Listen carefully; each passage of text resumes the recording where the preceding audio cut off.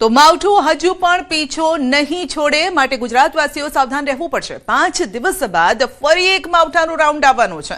હવામાન નિષ્ણાત અંબાલાલ પટેલની આગાહી છે 25મી માર્ચે ફરી વાતાવરણમાં પલટો આવશે।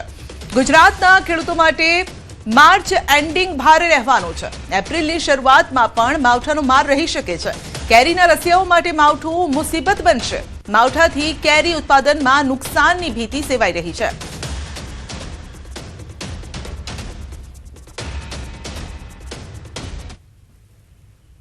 पच्चीसमी मार्च आसपास आवानी शक्यता रहेशे। त्यारबाद मार्चना अंतथी एप्रिल शुरुआतमां आवानी शक्यता रहेशे। एप्रिल मासमां पण 25 वृक्षो वधारे आववानी शक्यता रहेशे। आ गति आंबाना पाक पर वधारे असर करशे। आंबाना मोर गळी जवानी शक्यता रहेशे।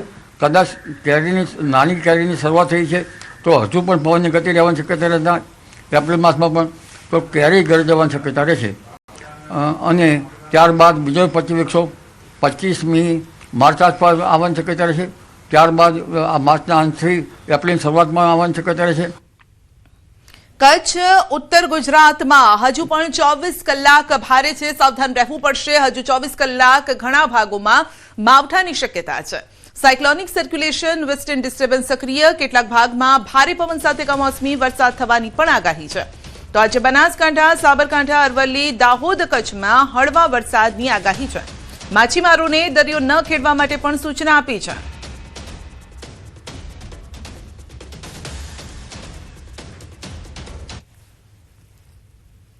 कल भी एक्सपेक्टेड है आइसोलेटेड प्लेसेस में, जिसमें कि बनासकांठा है हमारा, और जो साथ साथ राजस्थान के लगते हुए डिस्ट्रिक्ट हैं बनासकांठा के साबरकांठा, अरावली, महिसागर, दाहोद, पंचमहल, इसके साथ कच्छ, और अगर साउथ में देखें तो अमरेली, भावनगर इत्यादि में थोड़ा सा हम आइसोलेटेड रेन वाला एक्टिविटी एक्सपेक्ट कर सकते हैं।